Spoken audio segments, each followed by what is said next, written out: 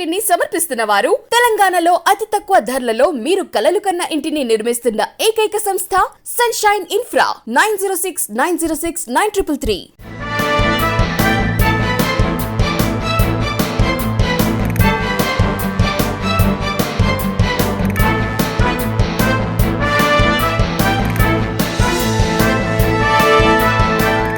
Welcome to V3 news. లక్ష్యం సమాజహితం. నా పేరు సోనియా. బులెటిన్ల ముందుగా హెడ్లైన్స్. తిరుపతి గో సంరక్షణశాలలో అగరబత్తుల తయారీ కేంద్రం ప్రారంభం. వైఎస్ఆర్ ఉద్యాన విశ్వవిద్యాలయంతో డ్రైపర్ల టెక్నాలజీపై MOU. చిత్తూరులో కర్ణాటక మద్యం స్వాధీనం. వీటి విలువ 5 లక్షల పైనే.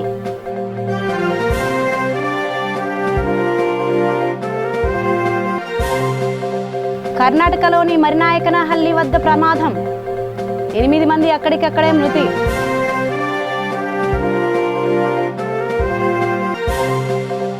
నెల్లూరు జిల్లా కుర్తిపాలెంలో రౌడీ షీటర్ దారుణ హత్య. కుమారుడి ఆగడాలను భరించలేక ప్రాణం తీసిన తండ్రి.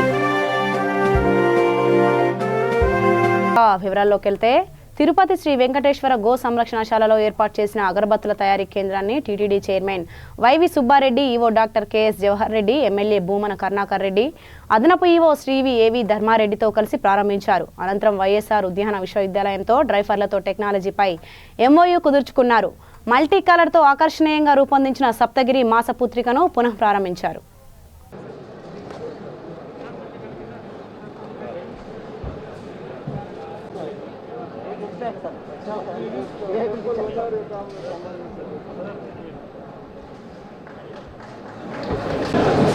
ఈరోజు తిరుమల తిరుపతి దేవస్థానం ఆధ్వర్యంలో ఒక వినూత్న కార్యక్రమం ప్రారంభించుకోవడం జరిగింది. స్వామివారి పూజలకు వాడే, కైంకర్యాలకు వాడే పూలన్నిటిని కూడా ఎన్నో సంవత్సరాలుగా, ముఖ్యంగా తిరుపతిలో ఉన్న దేవాలయాల్లో స్వామివారి పూజలకి ఉపయోగించి అమ్మవారి దేవాలయంలో, గోవిందరాజ స్వామి దేవాలయంలో, శ్రీనివాస మంగాపురంలో, తిరుమలలో, తిరుపతిలో ఉన్న ఆలయాలన్నింటిలో కూడా పూజలకు ఉపయోగించిన పూలన్నీ కూడా అవి వ్యర్థంగా పడేయటం జరుగుతుంది. వ్యర్థంగా అంటే వేరే ఉపయోగకరం పడే విధంగా లేకుండా ఎక్కడో ఒక ప్లేస్లో పడి అవి మళ్ళా ఇదైపోయే కార్యక్రమం జరుగుతుంది. వీటిని ఏదో ఒక విధంగా మళ్ళా స్వామివారి కైంకర్యాలు ఇచ్చిన పూజలకు ఉపయోగించిన పూలని ఆ విధంగా వ్యర్థంగా వేయకూడదు. వాటిని మళ్ళా భక్తులకి ఉపయోగపడే విధంగా స్వామివారి పూజలకు ఉపయోగిస్తే ఎంతో బాగుంటుందని మేము మా అధికారం వినూతమైన ఆలోచన చేసి ఈరోజు ఈ అగరబత్తీలు తయారు చేసే కార్యక్రమం మొదలుపెట్టి ఈరోజు భక్తులకి, ప్రజలకి అందించేదానికి ఈరోజు రిలీజ్ చేయడం జరిగింది. సుమారుగా వివిధ సంస్థలతో కూడా మేము ఈ అగరబత్తులు తయారు చేయకముందు మాట్లాడటం జరిగింది.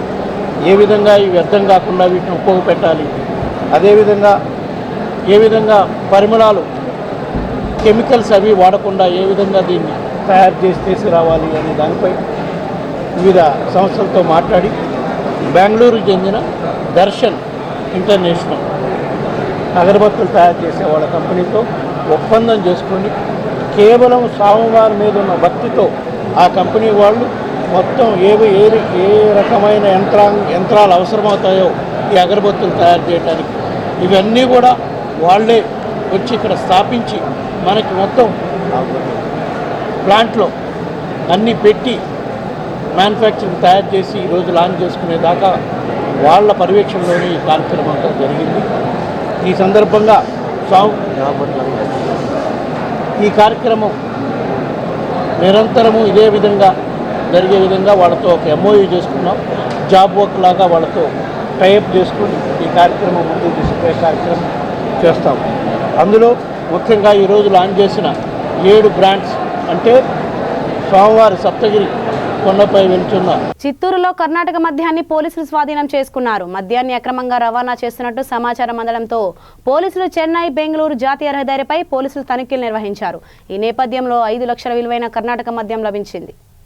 నిందితులు చంద్రమౌళి, తులసీరామ్లను అదుపులోకి తీసుకున్నారు. 2 కార్లను స్వాధీనం చేసుకున్నారు.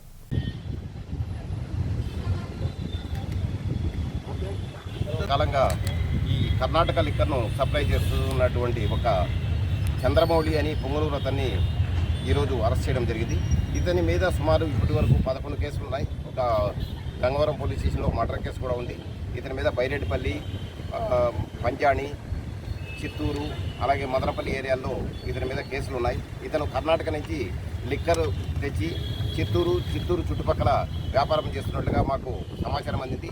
దీని మీద నిన్న యాదమరి పోలీస్ స్టేషన్లో ఇతను కొన్ని బాటిల్స్ 650 బాటిల్స్ తీసుకొని వస్తామండి వదిలేసి పారిపోవడము, అలాగే ఈరోజు చిత్తూరు 1 టౌన్ పోలీస్ స్టేషన్ లిమిట్స్లో 360 ఫుల్ బాటిల్స్ తీసుకొని వస్తూ ఒక కార్లో దొరకడం జరిగింది.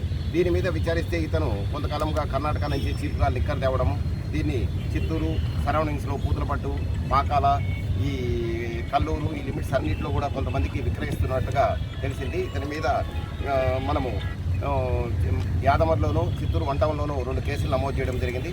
ఇవన్నీ కూడా సుమారుగా 8 lakhs వర్త్ లిక్కర్ ఉంటుంది. అలాగే ఒక కారు అంతా కలిసి 13-13.5 లక్షల వాల్యూ ఉండేటివి ఈరోజు ఇతని వద్ద నుంచి సీజ్ చేయడం జరిగింది.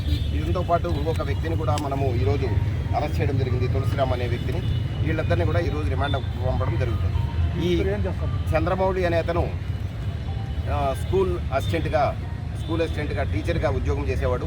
ఇతను 2017లో గంగవరం పోలీస్ స్టేషన్లో ఒక మర్డర్ కేసులో ముద్దాయి. ఇతను ఒక కాంకుబైన్ను మర్డర్ చేస్తాడు. దాని మీద ఇతన్ని సస్పెండ్ చేయడం జరుగుతుంది. అప్పటి నుంచి కూడా ఇతను ఇల్లీగల్ యాక్టివిటీస్కు అలవాటు పడ్డము, మొత్తం ఇల్లీగల్గా ఇది లిక్కర్ తేవడము, లిక్కర్ను సప్లై చేయడము ఇదంతా కూడా చేస్తున్నాడు. ఇతని మీద ఇప్పటి వరకు సుమారు 11 కేసులు ఉన్నాయి. ఇతని మీద మనము పీడీ యాక్ట్ ప్రపోజల్ పంపడం కూడా జరుగుతుంది. మాజీ మంత్రి అయ్యన్న పాత్రుడు తుగ్లక్ మాదిరిగా మాట్లాడుతున్నారని నర్సీపట్నం ఎమ్మెల్యే ఉమాశంకర్ గణేష్ ఆరోపించారు. తమ ప్రభుత్వంపై విమర్శలు మానుకోవాలని కోరారు. నర్సీపట్నం మున్సిపాలిటీ పరిధిలో ఆస్తి పన్ను ఛార్జీలను విపరీతంగా పెంచింది టీడీపీ ప్రభుత్వమేనన్నారు. అందువల్ల ఇలా మాట్లాడడం తగదన్నారు. అధికారంలోకి వస్తే తెలుగుదేశం అధికారంలో వస్తే మరి నర్సీపట్నం మున్సిపాలిటీ పన్నులు 20% తగ్గిస్తామని చెప్పి ఆ రోజు ఈ నియోజకవర్గ ప్రజలని మోసం చేయడానికి మరి పూనుకోలేదని చెప్పి సందర్భంగా ఎన్నికలను అడగడం జరుగుతుంది.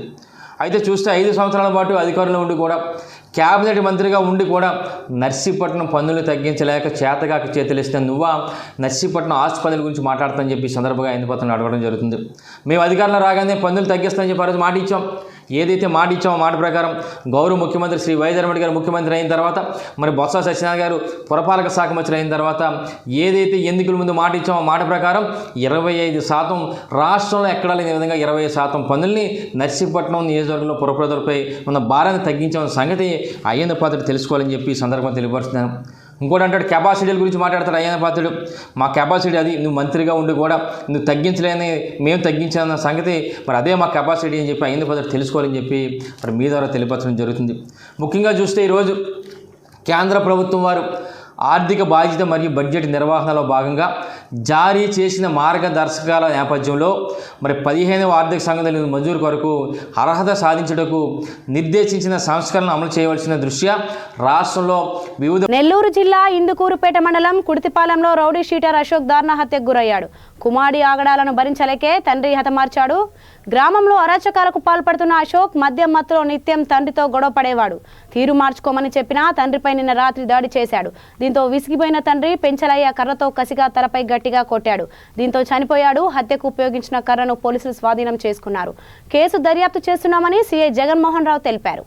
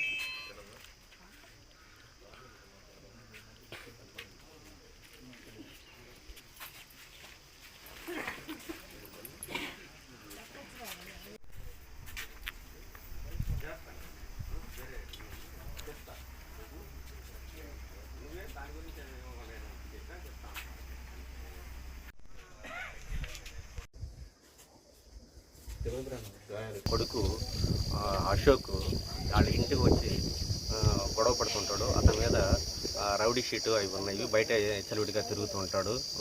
ఇంట్లో కూడా ఊర్లో కూడా ఎక్కువగా గొడవలు చేయడం వల్ల వాళ్ళ యొక్క ఈ ఫ్యామిలీ ఆ ఊరికి దూరం అవుతుంది. అట్లాగే వీడు రోజు చేసే గొడవగానే ఈరోజు నిన్నటి రాత్రి అంటే ఈరోజు తెల్లవారుజామున 1 గంట ప్రాంతంలో వాడు బయట నుంచి వచ్చి ఇంటి దగ్గర వాళ్ళ తల్లిదండ్రులతో గొడవ పడతాడు. గొడవ పడి అట్లా అరుచుకుంటూ ఉండగానే సుమారు 5 గంటల సమయంలో కత్తి తీసుకొచ్చి వాళ్ళని చంపేస్తానని చెప్పి వాళ్ళ మీదకి వెళ్ళడం, ముందుగా తీసుకుని వెళ్ళడం జరిగింది. దాని మీద వాళ్ళ అమ్మ నాన్నగారు వాడిని నెట్టుకుంటూ బయటికి తీసుకొచ్చి వాడిని రెస్ట్రిక్ట్ చేస్తారు. కానీ వాడు వినకుండా వాళ్ళ మీదకి వెళ్తూ ఉంటే దాన్ని డిఫెండ్ చేసుకోవడం కోసం వాళ్ళ నాన్నగారు రోకల బండి తీసుకుని అతన్ని కొట్టడం జరిగింది. కొట్టిన దాని మీద అతను అప్పటికప్పుడే స్పాట్లో చనిపోవడం జరుగుతుంది. దాని మీద కేసు రిజిస్టర్ చేసి ఇన్వెస్టిగేషన్ చేయాలి. తిరుమల శ్రీవారిని తెలంగాణ మంత్రి ఇంద్రకరణ్ రెడ్డి దర్శించుకున్నారు. ఇవాళ ఉదయం వీఐపీ విరామ సమయంలో కుటుంబ సమేతంగా స్వామివారి సేవలో పాల్గొని మొక్కు చెల్లించుకున్నారు. అనంతరం రంగనాయకుల మండపంలో శ్రీవారికి వెండి సాలిగ్రామ హారాన్ని అందజేశారు. అధికారులు తీర్థ ప్రసాదాలను అందజేశారు. అనంతరం ఆలయ వెలుపల ఆయన మీడియాతో మాట్లాడుతూ స్వామివారిని దర్శించుకోవడం సంతోషం కలిగించిందన్నారు. కరోనా మహమ్మారి నుంచి ప్రజలను కాపాడాలని, 2 రాష్ట్రాలు సుభిక్షంగా ఉండాలని ప్రారంభించినట్లు తెలిపారు. హుజూరాబాద్ ఎన్నికల్లో టీఆర్ఎస్ ఘన విజయం సాధిస్తుందంటూ ఆశాభావం వ్యక్తం చేశారు.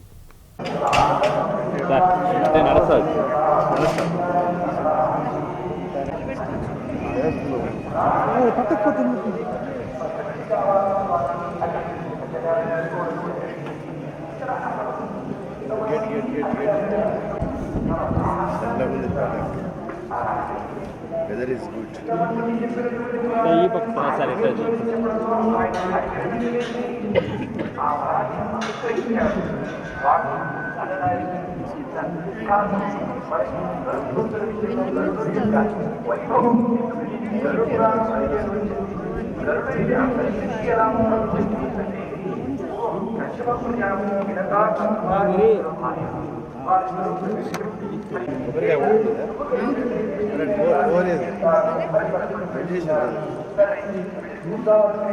అక్కడుందా కొబ్బరికాయ ఉంటుంది, కొబ్బరికాయ ఉంటుంది.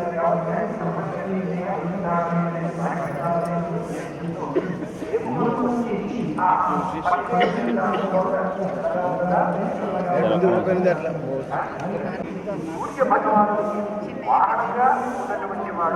అలాగే ముందుగా ఆవిష్కరింపబోయేటువంటి వాడు, బయటకు వచ్చేటువంటి వాడు యోగేశ్వరుడైనటువంటి వాడు. ఇక్కడ స్వామి బయటకు వచ్చేటువంటి చెబుతారు. ఇక్కడ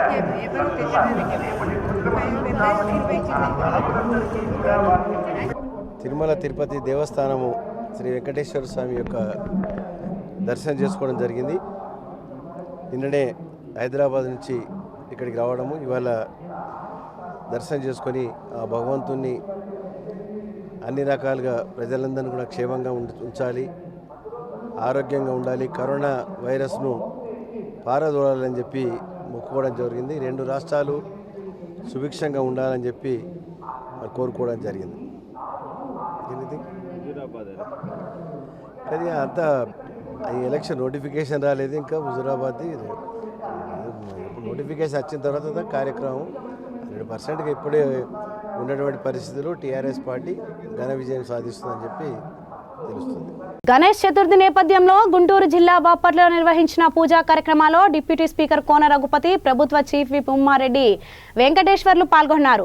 బావపూరి గణేష్ కమిటీ, చీలు రోడ్డు పెద్ది బ్రదర్స్ ఆధ్వర్యంలో తూర్పు సత్రంలో గణేష్ ఉత్సవాలు జరుగుతున్నాయి. ఈ సందర్భంగా డిప్యూటీ స్పీకర్ కోన రఘుపతి మాట్లాడుతూ కోవిడ్ నిబంధనలు పాటిస్తూ ఉత్సవాలు జరుపుకోవాలని ఆకాంక్షించారు.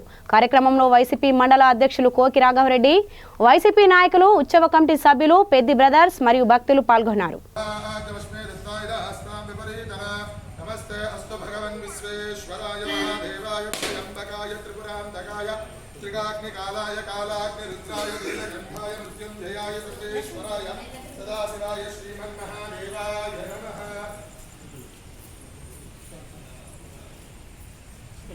ओम दीप्यस्वजातवेदो भग्नं निरुहृतिं मम पशुदुश्च मह्यमावः जीवनं च दिशो दिशः दीपं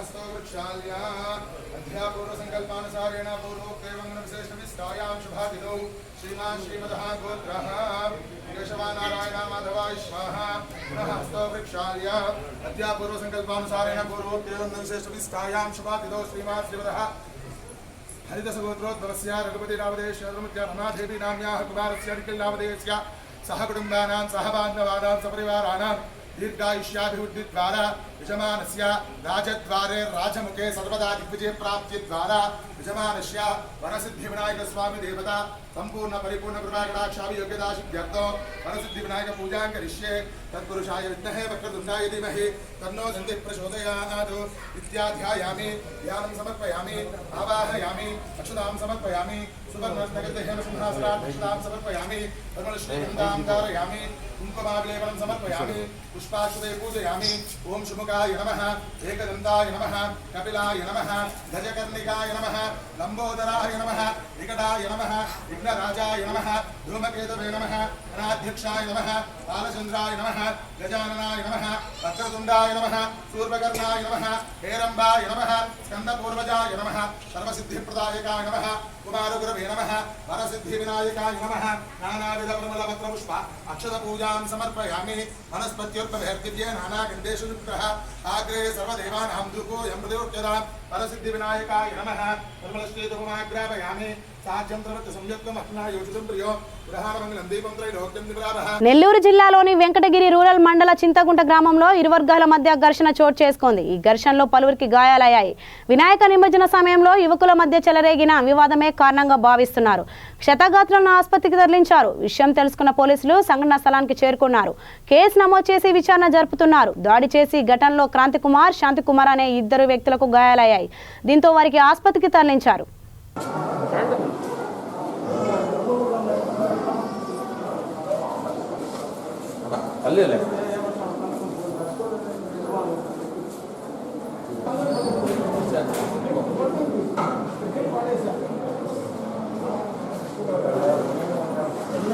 జాగర క్రాంతికుమార్ సార్, చింతకుంట వాస్తవ్యము. నిన్న సాయంకాలం వినాయకుడి గుడి దగ్గర ఏదో చిన్న చిన్న పిల్లకాయలు ఏదో వాగ్వాదం చేసుకున్నారని చెప్పేసి ఒకరొకరు నెట్టుకున్నారో లేదంటే ఒకరొకరు తిట్టుకున్నారో చేసుకున్నారంట. ఆ విషయం అనేది అందరూ ఉండి వాళ్ళకి సర్దుబాటు చేసేసి ఏదైనా తప్పైనట్టు కూడా క్షమాపణలు కూడా చెప్పించి మేము వాడి నుంచి సర్దుబాటు చేసుకుని వచ్చేసాము. ఉదయాన్నే 7:30 ప్రాంతంలో నిద్రపోతూ ఉంటే ఇంట్లో మా అమ్మ కానీ మా నాయన కానీ నేను కానీ మా తమ్ముడు కానీ ఎవరూ లేము.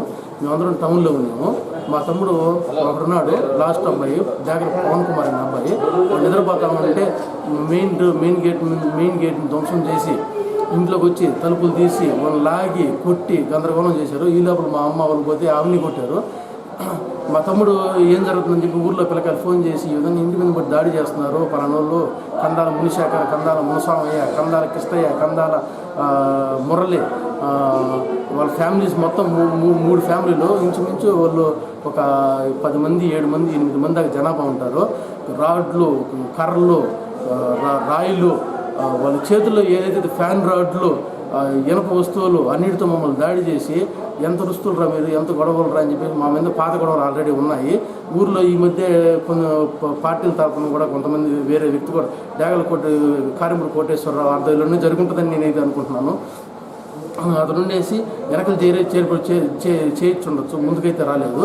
అన్నీ జరిగిన తర్వాత ఈ లోపల ఒకరొకరు సర్దుకొని పోతూ ఉండే టైంలో వాళ్ళు వచ్చేసి మమ్మల్ని అందరినీ పట్టుకొని కందాల శాఖని అతను రాడ్డుతో వాళ్ళు ఇనుప వస్తువులు మమ్మల్ని దాడి చేసి ఈరోజు ఏ కాడికి మమ్మల్ని చంపేస్తాము అని చెప్పేసి మమ్మల్ని బెదిరించి మమ్మల్ని భయభ్రాంతులు చేశారు.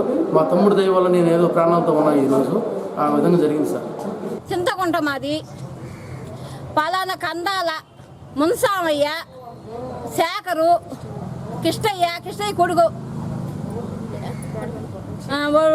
కారంపొడి కోటిగాడు, వాడు భార్య, వాళ్ళంతా ఇళ్ల మీదకి వచ్చి కొడుతున్నారు సార్. ప్రతి ఒక్కరు మేము ఊరు వదిలి వెళ్ళిపోతాం సార్. మేము వాళ్ళు ఇళ్ళకి వచ్చి తరివి కొడుతున్నారు సార్. రాటు తీసుకొని కొట్టాడు సార్. వాడు అన్యాయంగా కొడుతున్నారు సార్.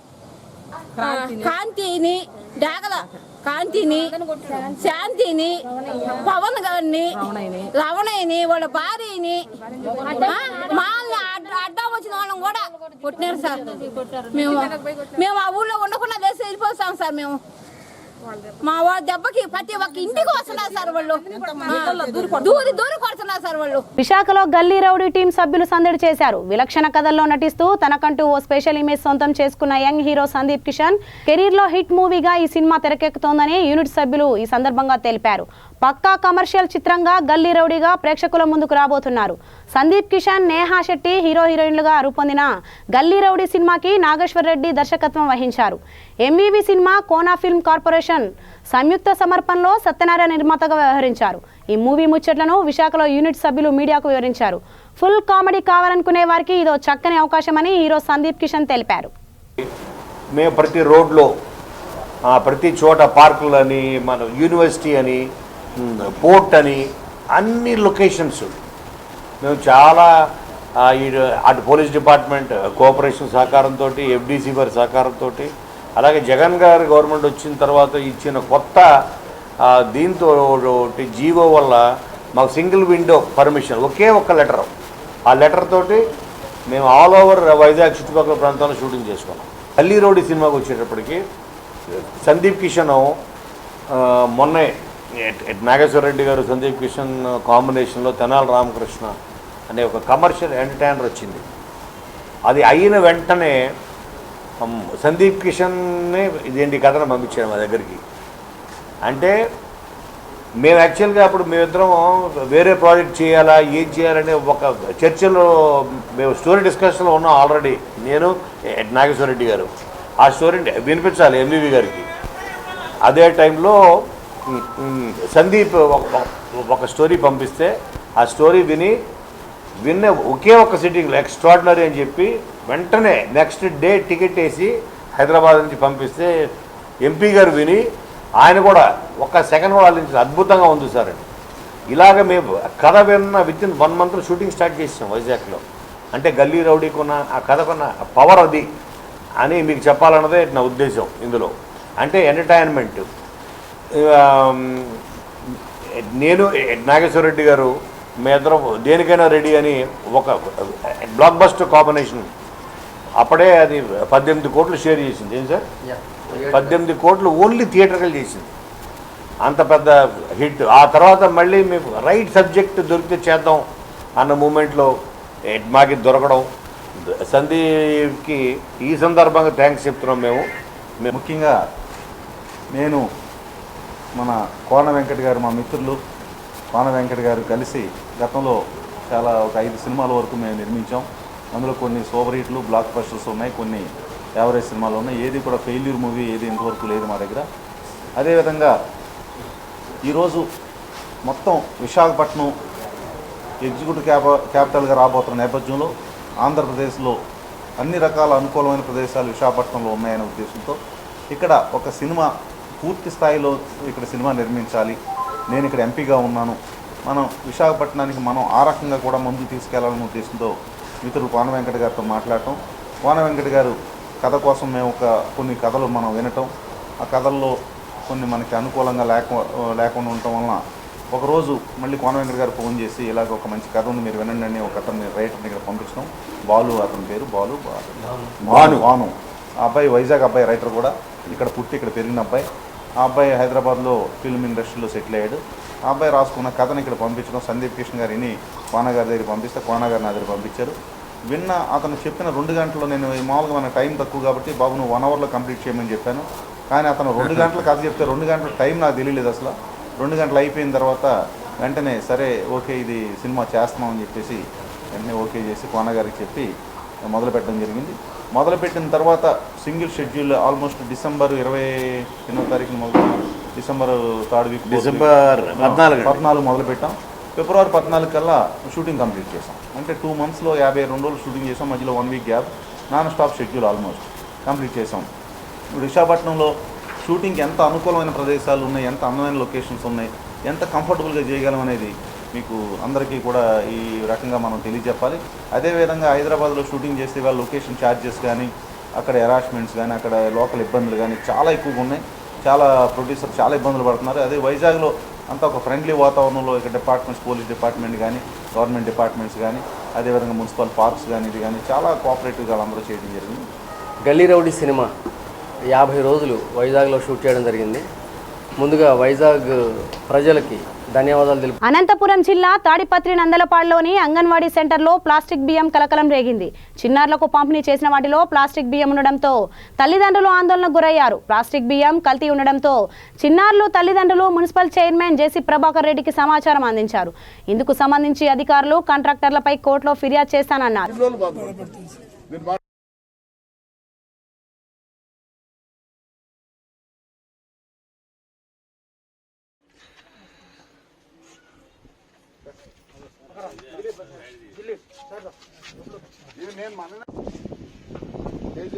ఇది ఎవరు తప్పు? గవర్నమెంట్ కాదు తప్పు, కాంట్రాక్టర్ తప్పు.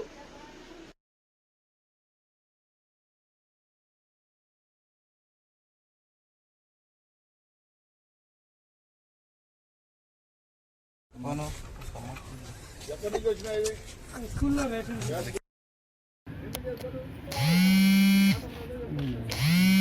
మన పిల్లల హెల్త్ మనం కాపాడుకుందాం. రాజకీయం మళ్ళీ, అందుకని నేనైతే దీన్ని రాజకీయ పరంగా పోను. మా పిల్లల హెల్త్ పరంగా పోవాలనుకుంటున్నా. డెఫినెట్గా కాంట్రాక్టర్ మీద సూ చేస్తాను. కాంట్రాక్టర్ మీద ఖచ్చితంగా సూ చేస్తాను. ఇప్పుడే పోయి ఒక లెటర్ పెట్టి ఎంఆర్ఓ గారికి తప్పకుండా దీని మీద యాక్షన్ తీసుకోవాల్సిందే. ఎందుకంటే మా పిల్లల హెల్త్ మేము చెడగొట్టగా తెలుసుకోవాలి. రాజకీయం వేరే, మా పిల్లల హెల్త్ వేరే. ఏందనుకుంటే ప్లాస్టిక్ అన్నీ పోతే ఏమవుతుంది? ఇవన్నీ చైనా బియ్యం, చైనా నుంచి ఇంపోర్ట్ చేసుకొని వీడు ఒక కేజీకి పావు. ఎందుకని అంటే వీడు టెండర్ తక్కువ టెండర్ వేసి ఉంటాడు, 150 బాధలు వాడికి. సో మనం ఇప్పుడు యాక్షన్ తీసుకోవాల్సింది కాంట్రాక్టర్ మీద. అందుకోసం సాయంత్రం లోపల ఎంఆర్ఓని కలుస్తాను. ఇక్కడే కాదు, అన్ని స్కూళ్ళల్లో వచ్చినాయి. మన 3 రోజుల కిందనే మన దగ్గర బియ్యం ఉన్నాయి కొన్ని. ఎందుకంటే వరుసగా హాలిడేస్ వచ్చి కాబట్టి పోలేదు. కాబట్టి దీని మీద మనం మన పిల్లలను కాపాడుకుందాం. ముందు మన పిల్లలు మనం కాపాడుకోవాలి. వాళ్ళేమి అన్న ఈ బియ్యం ఇకపోయినా పర్వాలే, ఏదో ఒక ఇది చేసుకుని కూలో నేల చేసుకుని బతికించుకుంటారు. ఇప్పుడు పుట్టించుకున్నాక మన పద్ధతి బతికించేది కూడా మా పద్ధతి. ఎవరింట్లో వాళ్ళు బతికించుకుంటారు. కానీ ఇలాంటివన్నీ చేయద్దాం. దీని మీద తప్పకుండా నేను కాంట్రాక్టర్ మీద కేసు వేస్తాను. మధ్యాహ్నం లోపల పోయి కలిసి ఎంఆర్ఓని కలిసి బాబు తమ్ముడు ఇవమ్మా ప్లీజ్. బులెటిన్ ముగించే ముందు హెడ్లైన్స్ మరోసారి. తిరుపతి గో సంరక్షణశాలలో అగరబత్తుల తయారీ కేంద్రం ప్రారంభం. వైఎస్ఆర్ ఉద్యాన విశ్వవిద్యాలయంతో డ్రైపర్ల టెక్నాలజీపై ఎంఓయూ. చిత్తూరులో కర్ణాటక మద్యం స్వాధీనం. వీటి విలువ 5 లక్షల పైనే.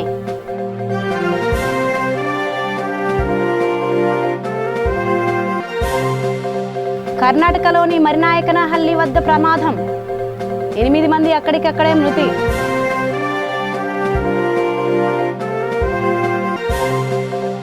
నెల్లూరు జిల్లా కుర్తిపాలెంలో రౌడీ షీటర్ దారుణ హత్య. కుమారుడి ఆగడాలను భరించలేక ప్రాణం తీసిన తండ్రి. ఇవి ఇప్పటివరకున్న అప్డేట్స్. మరిన్ని అప్డేట్స్ కోసం చూస్తూనే ఉండండి V3 న్యూస్. లక్ష్యం సమాజహితం.